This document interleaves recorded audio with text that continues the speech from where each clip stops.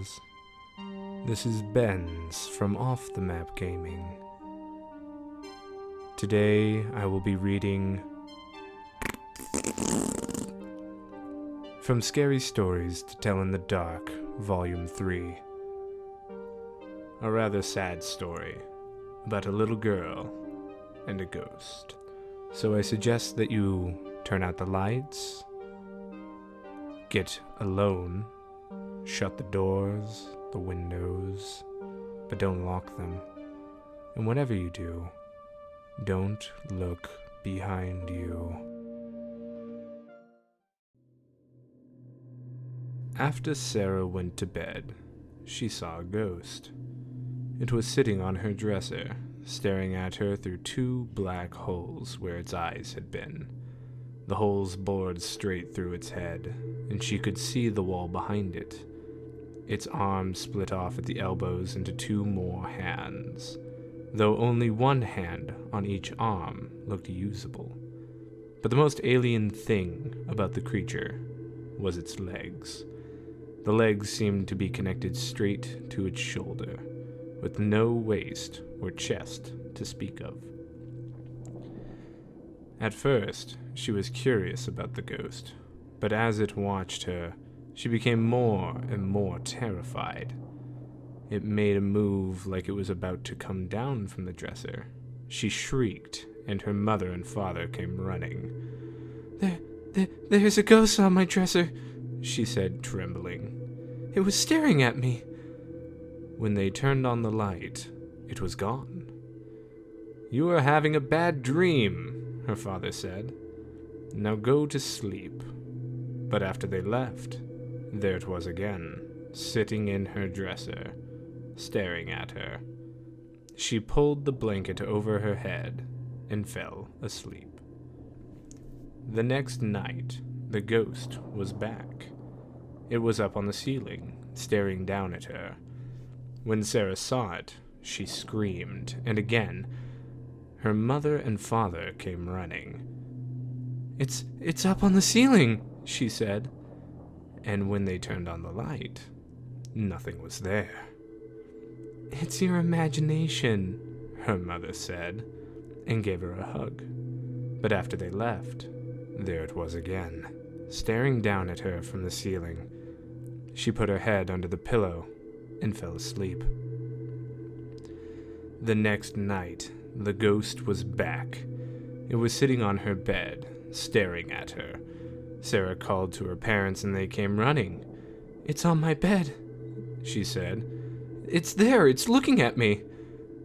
When they turned on the light, nothing was there.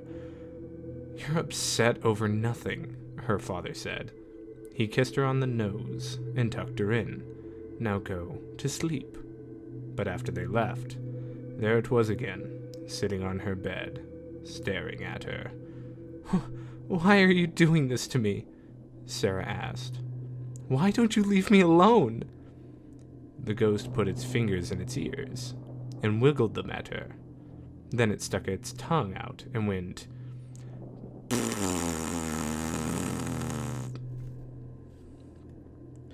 This is where the story normally ends. It's a scary story that can make you laugh if you don't know the whole tale. The author ended it here, but I assure you that the true ending is much more sad. So continue listening to hear the true ending of this tale. Sarah wore a puzzled expression on her face, her mouth agape as she stared at the ghost. Then she snickered. Then she laughed. Then she burst into howling laughter. The ghost continued to sit on her bed, staring at her with those empty eye holes. Then the girl said, "You're mean, but you're not bad." She was exhausted from the events of the night and decided that she would see the ghost tomorrow, so she went to bed. Just as expected, the ghost was there in her room the next night.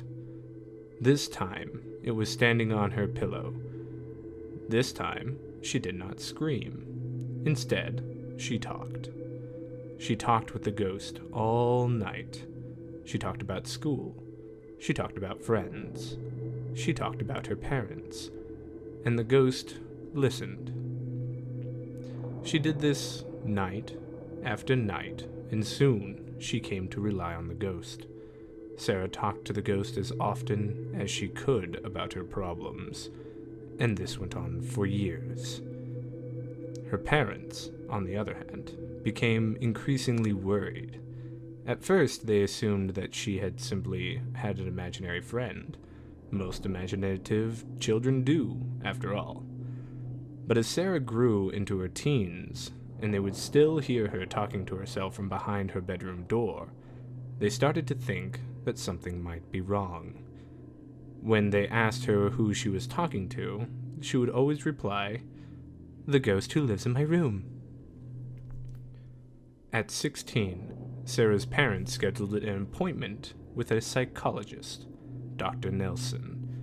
She told Dr. Nelson about her experience with the ghost when she was a little girl, and how she had been talking with it ever since. Nelson was, admittedly, confused. When he met with Sarah's parents, he said, "I believe that Sarah has a mild form of early-onset schizophrenia. It's very strange for a girl as young as her to have symptoms like this, but I've asked her if she truly believes the ghost is there, and she told me she does. She has also never named the ghost, unlike most imaginary friends. So the only option is that she has a mental illness. That is, unless you believe in ghosts." Sarah's mother cried. Her father held her mother close and asked, "What are our options?" Dr. Nelson replied, "I'd like to set her up with some medication. We'll start with a low dose and continue having meetings like these to discuss her progress." Sarah became more dull as the drugs took effect on her mind. She used to have an active imagination, but now it was harder to pull ideas out of thin air.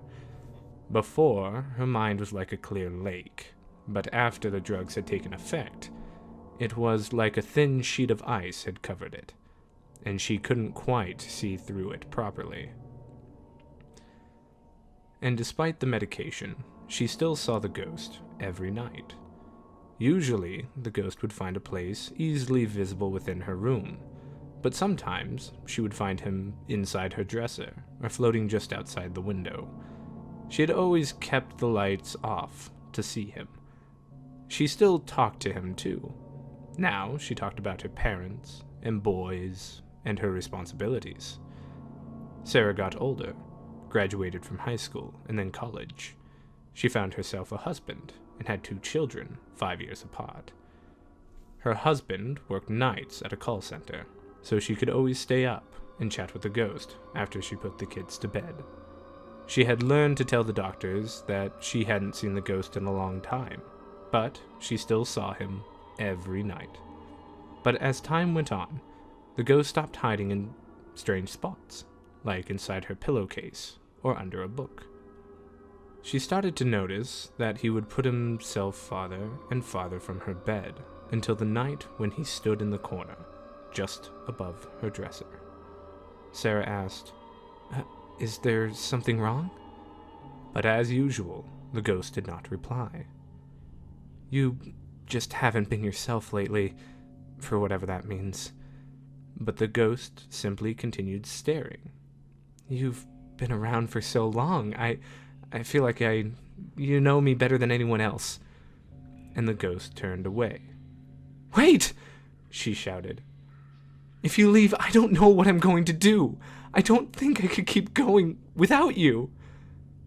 The ghost turned its head to look over its shoulder, and Sarah could see one of its cavernous eyes in the darkness. It seemed to contemplate her for a moment, and then it turned back and faded into the wall. There wasn't a trace of the ghost left. Sarah screamed. Her children heard her and came rushing into the room. Her son of 13 years old, Andrew, threw the door open. He found his mother weeping on the floor with her head in her hands. He ran to her side and wrapped his arms around her. He gently stroked her hair as she sobbed into his shoulder. Sarah's daughter, Sophie, was only 8 years old and stood in the doorway with tears welling up in her eyes, too. Sophie asked, "What's wrong, Mommy?" But Sarah continued to cry. Andrew continued holding Sarah and telling her that everything was all right for over 2 hours until Sarah's husband, Mark, had come home from work. None of them could understand her, but they thought they could hear her whisper, "Please come back, please come back, please come back," over and over again. The kids went to bed after Mark was home. Mark and Sarah stayed up for most of the night, but eventually, Sarah calmed down. Mark suggested taking the next day off work, and Sarah agreed. The day passed, and her children were on their way home from school. Andrew had waited at the bus stop, like he always did, for his sister so that they could walk home together. They talked about school and friends, and they talked about their parents. As they reached the house, they noticed that Sarah's car was still in the driveway, but the lights in the house were all turned off, and their childhood home looked menacing to them for the first time in their lives. There was no sound as they entered the house. There wasn't music playing, or the sound of cooking, not even the TV in the living room. The way the house seemed to creak more than usual, and the small dust particles in the air gave the children a sense of foreboding. They could sense that something was wrong. "Mom?" Andrew called into the darkness.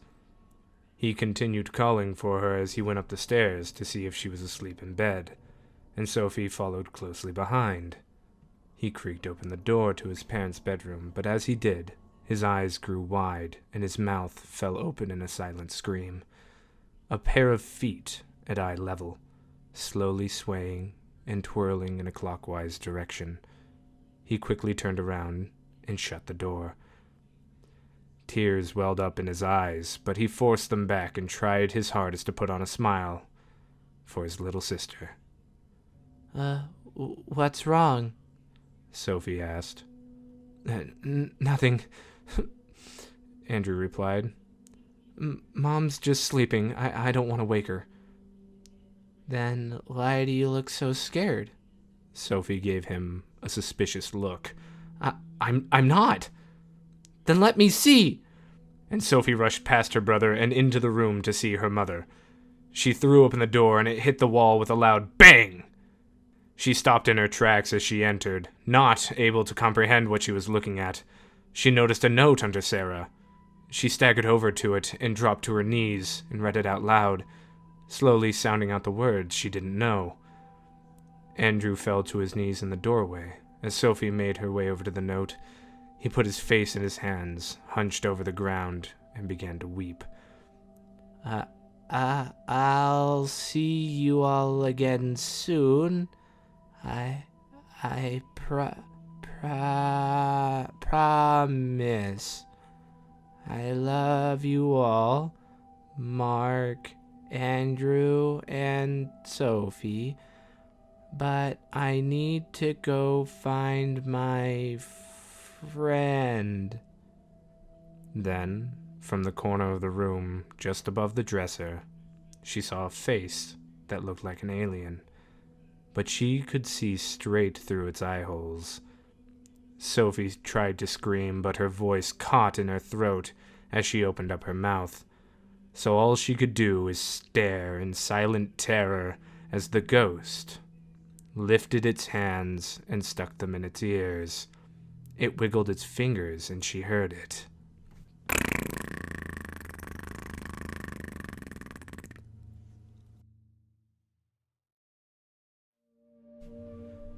And that was the tale of Sarah and the ghost that lived in her room. I thank you all for listening. I'd like to give mention to Monster Music for creating the ambient soundtrack that was playing during the story. I hope that I can see you all again next week for another scary story about 2 boys, a town, and a thing. I hope to see you all then. Good night.